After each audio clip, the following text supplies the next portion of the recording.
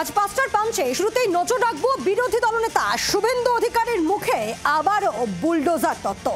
কাঁচরাপাড়ার সভা থেকে তার হুঁশিয়ারি, বিজেপি ক্ষমতায় এলে লখনৌ থেকে বুলডোজার আনা হবে, সেই বুলডোজার দিয়েই সীমান্তের ওপারে ছুঁড়ে ফেলা হবে বাংলাদেশি ও রোহিঙ্গাদের। বিরোধী দলনেতার কি এসআইআর-এ আস্থা নেই? পাল্টা প্রশ্ন তৃণমূল শিবিরে। ভোটমুখী বাংলায় বাড়ছে রাজনীতির উত্তাপ, চলছে শাসক বিরোধী চাপানুতর। বৃহস্পতিবার তরজায় পারদ আরও বাড়িয়ে দিলেন বিরোধী দলনেতা শুভেন্দু অধিকারী। কাঁচরাপাড়ার সভায় শুভেন্দুর মুখে বুলডোজার হুঁশিয়ারি। জাতীয় রাজনীতিতে বুলডোজার নীতির জন্য খ্যাত উত্তরপ্রদেশের বিজেপি সরকার।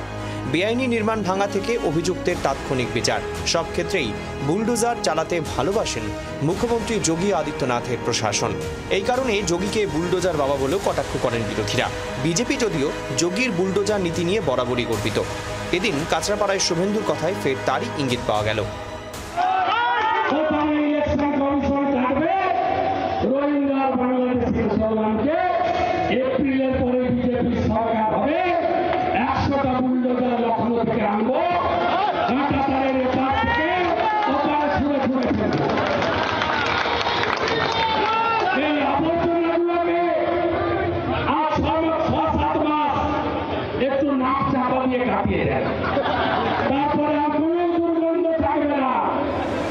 শুভেন্দুর বুলডোজার তত্ত্ব নিয়ে পাল্টা প্রশ্ন তুলছে তৃণমূল। তাদের প্রশ্ন, অনুপ্রবেশকারীদের চিহ্নিত করতে কি ভোটার তালিকায় নিবিড় সংশোধন বা এসআইআর-এ আস্থা নেই বিরোধী দলনেতার?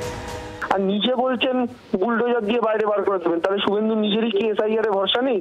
নিজের নির্বাচন কমিশন যে এসআইআর করার কথা বলছে সেটাকে তো একদম সমস্ত বনপ্রাণে সমর্থন করছেন।